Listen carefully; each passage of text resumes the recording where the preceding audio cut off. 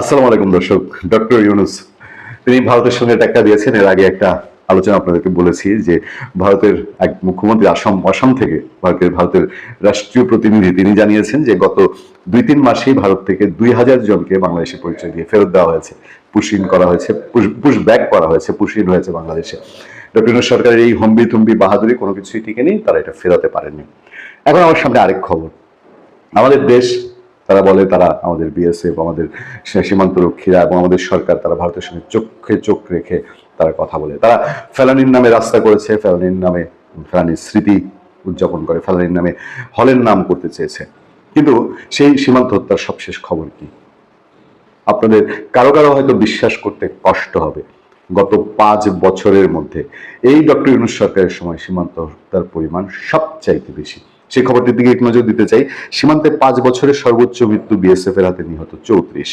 বলা হচ্ছে, পত্রিকাটি নিউজ পত্রিকার যে নিউজটি সেটি বিবিসি পিক করেছে, 2025 সালে ভারতীয় শান্তিরক্ষী বাহিনী বিএসএফ ও ভারতের নাগরিকদের হাতে বাংলাদেশিদের হত্যার সংখ্যা গত 5 বছরের মধ্যে সর্বোচ্চে পৌঁছেছে।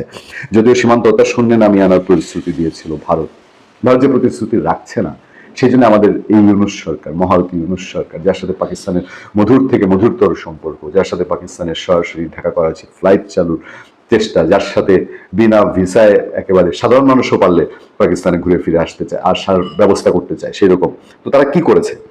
মানবাধিকার সংস্থা আইন ও সালিশ কেন্দ্রের প্রতিবেদনে বলা হয়েছে, 2025 সালে বিএসএফ এর হাতে 34 জন বাংলাদেশি নিহত হন। এর মধ্যে 24 জন গুলিতে এবং 10 জন নির্যাতনের ফলে মারা যান। আগের বছরগুলোতে নিহতের সংখ্যা ছিল 24-এ 30, 23-এ 31, 22-এ 23 এবং 21 সালে 18। এছাড়া 2025 সালে সিলেট সীমান্ত এলাকায় ভারতের নাগরিকদের, বিশেষ করে খাসি জনগোষ্ঠীর সদস্যদের হাতে অন্তত 12 জন বাংলাদেশি নিহত হয়েছে বলে নিউজ জানিয়েছে। খুবই দুঃখজনক ঘটনা। আশোকের তথ্য অনুযায়ী এই বছরে আরো অন্তত 38 জন বাংলাদেশি গুলিবিদ্ধ বা নির্যাতনের শিকার হন এবং 14 জনকে বিএসএফ অপহরণ করে, যাদের মধ্যে মাত্র 4 জনকে গ্রেফতার দেখানো হয়েছে। এই পরিস্থিতির কোনো উন্নতি কি এই সরকার, হাসিনা সরকার খারাপ ছিল? হাসিনা সরকারের সময় ভারত পাখির মতো মানুষ মারছে, ধরে নিলাম। তো আপনারা তো এসছেন, আপনারা তো এটা কূটনৈতিক চ্যানেল হোক আর শক্তি দিয়ে হোক, আপনাদের কথাবার্তা তো মনে হচ্ছে যে আপনার শক্তি দিয়ে আপনারা ফিরিয়ে ফেলবেন ভারতের সাথে ভারতের এই ধরনের বর্বর আচরণ।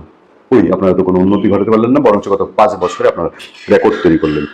মানবাধিকার কর্মী নাসিরউদ্দিন এলান বলেন, অন্তর্বর্তী সরকারের সময় সীমান্ত হত্যার ঘটনা বেড়েছে এবং বর্তমানে ভারত বাংলাদেশ সম্পর্ক ভালো নেই। নতুন করে বলার কোনো বিষয়ই নেই, এটা যে ভারত বাংলাদেশ সম্পর্ক একদম তলানিতে পৌঁছেছে। আমরা পাঁচবার সীমান্তে রেকর্ড গড়ল ইউনূস। তার পথ আমাদের ছোট পরিসর থেকে আপনাদের সঙ্গে শেয়ার করার চেষ্টা করি, ভারতীয় বিশেষজ্ঞদের থেকে জানার চেষ্টা করি। বাট